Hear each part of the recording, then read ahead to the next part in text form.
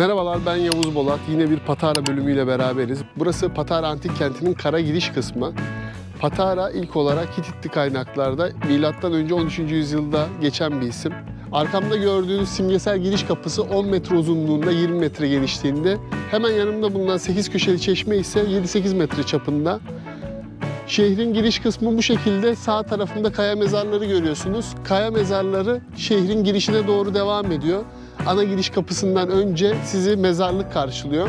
Patara çok önemli bir Likya kenti, Likya Birliği başkenti. Aynı zamanda Roma egemenliğine girdiğinde Likya idari işlerinin yürütüldüğü merkez burası.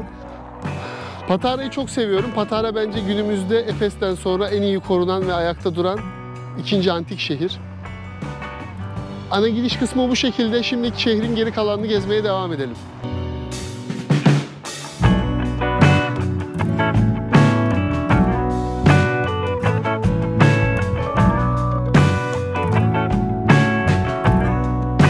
Burası Patara Antik Kenti'nde bulunan Leto hurmalığı. Leto, İlyada destanında Apollo'yu doğuran güzel saçlı kadın olarak biliniyor. Ve doğduktan sonra hurma dallarına Apollo'yu sardığı söyleniyor. Patara Antik Kenti'nde bulunan Leto hurmalığı ismini bu destandan alıyor. Destanda anlatılan hikaye uzun fakat özet olarak bu şekilde. Sağ tarafımda bulunan yapı ise liman hamamı olarak geçen hamam. Bu hamam devasa bir hamam fakat günümüzde büyük kısmı yıkılmış.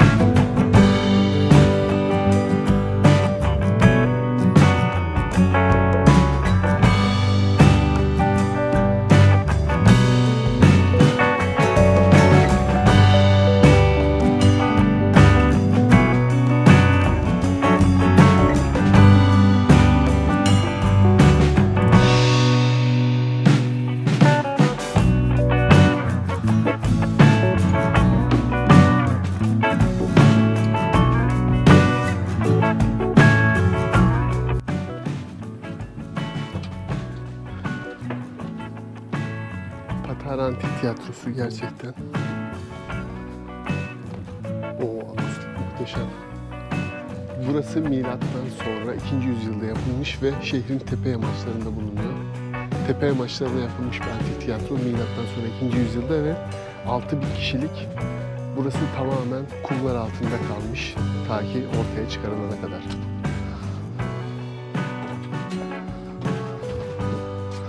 Burası çok önemli bir yer. Likya Birliği Meclisi. Likya Birliği'nde şehirler şehrin kalabalığına, yoğunluğuna ve önemine göre çeşitli sayıda oy hakkıyla temsil ediliyorlardı. Patara, Olimpos gibi önemli şehirler örneğin 3 oy hakkıyla temsil ediliyordu.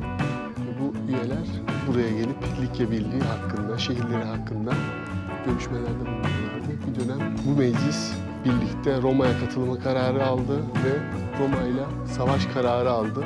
Alt tarafta mozaikler var. Bu mozaikler camlarla korunmuş. Bu da benim bir antik kentte gördüğüm en orijinal parçalardan biri.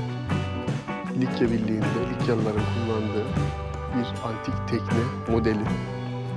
O günün şartlarına göre yeniden yapılmış. Tabii ahşabın ömrü bu kadar uzun olmadığı için günümüze ulaşan bir Likya gemisi yok. Ama temsil olarak bunu yapmışlar.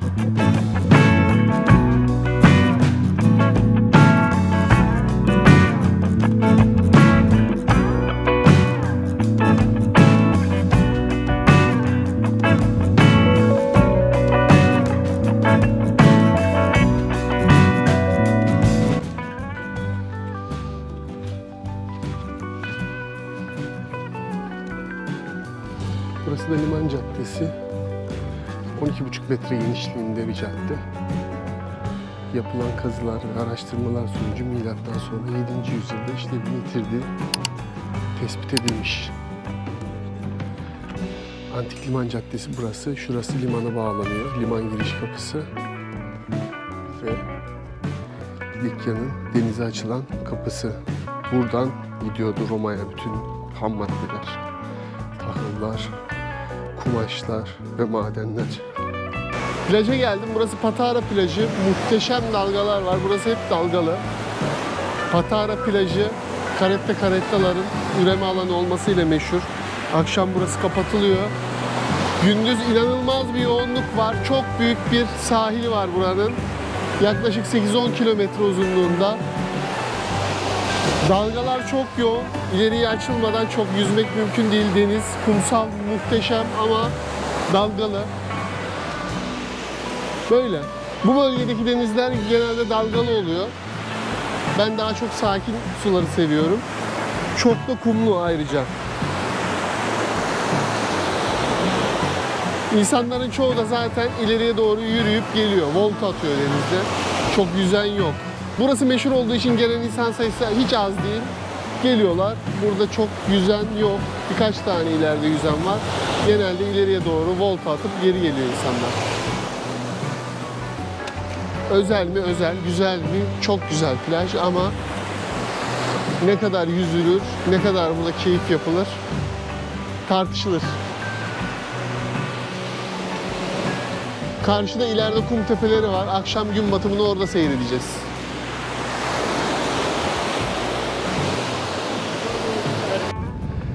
Patara tepelerine geldim. Burada muhteşem bir rüzgar var. Şu anda neredeyse kum fırtınası var diyebilirim burada.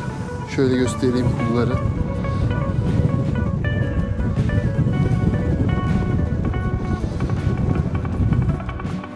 Kumlar şu anda Gelemiş köyüne doğru, Patara antik kentine doğru esmeye devam ediyor deniz tarafından.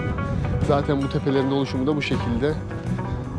Dalgaların getirdiği kumlar rüzgarlarla buraya kadar taşınmış ve bu tepeler oluşmuş. Burası Patara plajının arkasında bulunan Patara merkeze yaklaşık 2,5-3 kilometre uzaklıkta muhteşem bir doğa harikası. İnsanlar buraya gün batımını izlemeye gidiyorlar. Sabah gittiğim Patara plajı tam karşıda.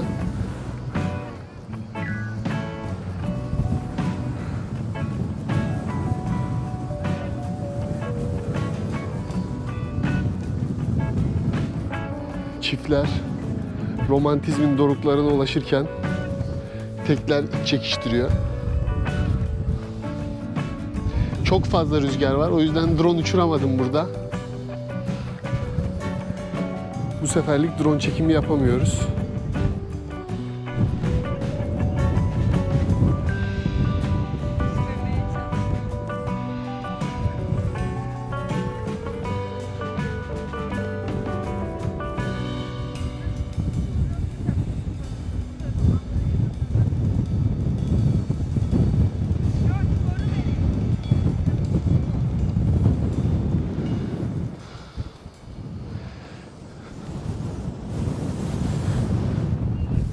Bu arada Patara plajının uzunluğu toplamda 12 kilometreymiş ve Türkiye'nin en uzun plajıymış. Burası ile ilgili bir şeyler okurken öğrendim az önce. Buradaki kum tepeleri, dalgalar ve buradaki rüzgar, Santos Vadisi'ne uzanan büyük rüzgarlar sayesinde oluşmuş.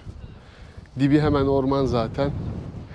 Sahildeki kumları, rüzgar ve dalgalar buraya kadar ulaştırmışlar ve tepe oluşturmuşlar. Bu tepelerden birkaç tane var. Şu anda ben en yüksek tepedeyim.